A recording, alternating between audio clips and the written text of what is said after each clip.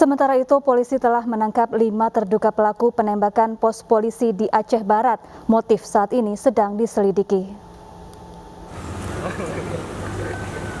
5 terduga pelaku yang menembak pos polisi di Pantonre Polres Aceh Barat masih dalam pemeriksaan untuk mendalami motif dan alibi. Selain itu, polisi juga memeriksa sejumlah saksi dan mengumpulkan barang bukti. Akibat penembakan oleh orang tak dikenal Kamis dini hari lalu, pos polisi di Pantonre rusak. Ditemukan sejumlah selongsong dan proyektil peluru berserakan, namun tidak ada korban jiwa.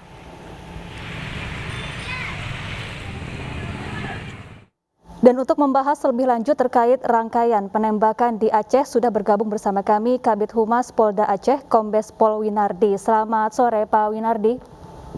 Selamat sore, Mbak. Ya, Pak Winardi, apakah sudah ditemukan kira-kira apa motif pelaku menembak pos polisi di Aceh Barat?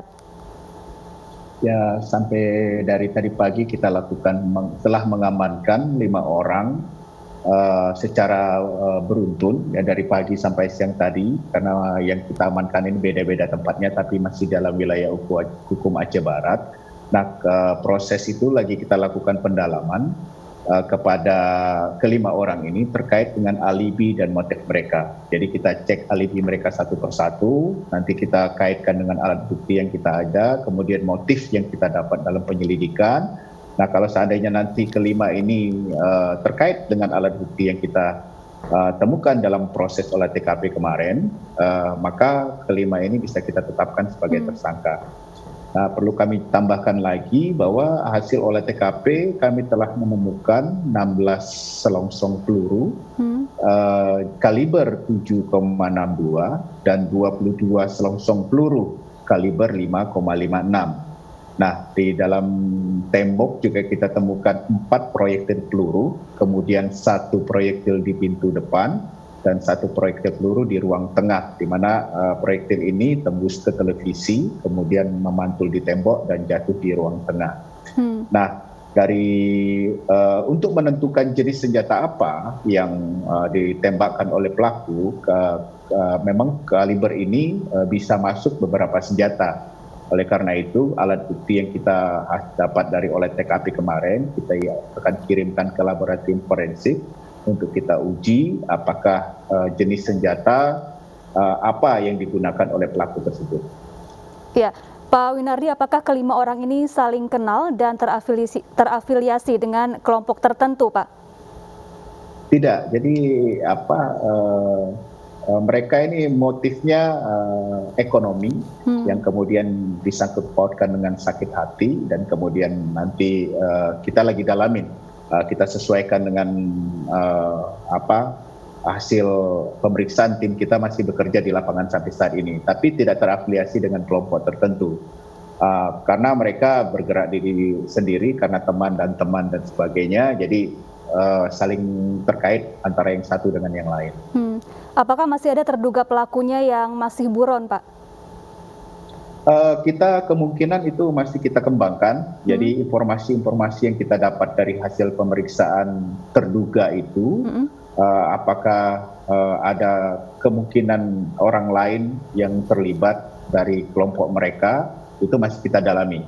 Ya, kita sama-sama menunggu perkembangan tim di lapangan. Insya Allah dalam waktu yang tidak lama lagi kita bisa kemukakan ke publik siapa pelaku penembakan pospol di Pantonre itu. Saat ini bagaimana situasi di sekitar lokasi, seperti apa peningkatan pengamanan di sana, Pak? Sebenarnya di situasi di Aceh Barat itu tidak ada situasi yang berubah, masyarakat beraktivitas seperti biasa, jadi tidak ada hal-hal yang menonjol, dan hal itu mungkin dianggap warga sana suatu hal yang biasa, dan kita juga memberikan pengamanan dan patroli beat per beat di lingkungan tersebut untuk menjamin masyarakat di Aceh Barat terutama bahwa situasi landai, tidak ada hal-hal yang perlu ditakutkan dan masyarakat bisa beraktivitas seperti biasa. Baik, Pak Winardi, di hari yang sama juga terjadi penembakan terhadap Komandan Bais hingga tewas. Saat ini apakah pelaku penembakan sudah berhasil ditangkap, Pak? proses penyelidikan dan penyidikan penembakan dan tim BAIS di PD itu kita serahkan sepenuhnya kepada teman-teman kita di POM TNI. Kami hanya membantu melakukan olah TKP, jadi oleh TKP, kemudian hasil olah TKP, kemudian fakta-fakta yang kita dapat di olah TKP sudah kita serahkan kepada teman-teman POM TNI. Jadi teman-teman media mungkin untuk kejelasan kronologis dan hasil olah TKP bisa menanyakan langsung ke teman-teman POM TNI atau di Kapendam. Mungkin bisa digambarkan secara singkat Pak, seperti apa kronologi terjadinya penembakan terhadap Komandan BAIS ini Pak?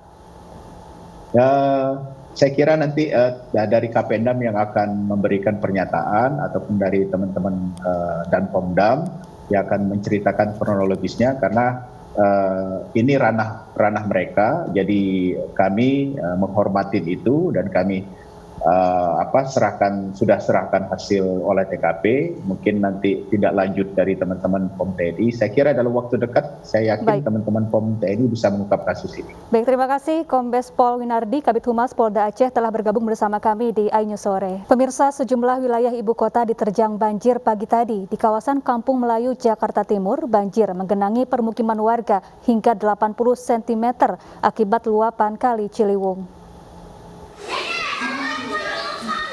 Banjir merendam 5 RW di permukiman Kebon Pala, Kelurahan Kampung Melayu, Jakarta Timur dengan ketinggian banjir yang masih di atas setengah meter. Masyarakat tetap harus beraktivitas.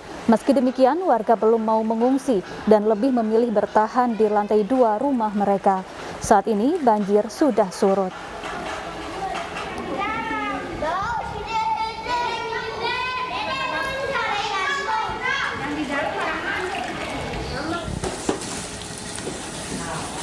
Banjir juga merendam permukiman warga Bina Warga Rawajati, Pancoran, Jakarta Selatan dengan ketinggian hingga 60 cm.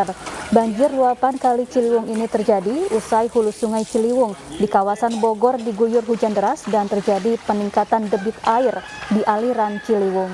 Saat ini banjir telah surut dan warga membersihkan rumah mereka dari lumpur yang terbawa banjir. Spanduk bertuliskan parkir gratis di sejumlah minimarket di Kota Bekasi, Jawa Barat viral di media sosial. Sayangnya setelah ramai, spanduk ini mulai diturunkan pemilik toko.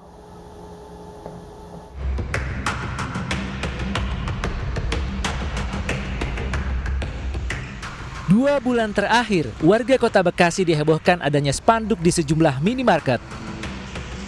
Isi spanduknya tidak lain mengenai parkir di minimarket gratis atau tidak dikenakan biaya. Apabila pembeli merasa terganggu, dipersilahkan melapor ke kantor kepolisian terdekat.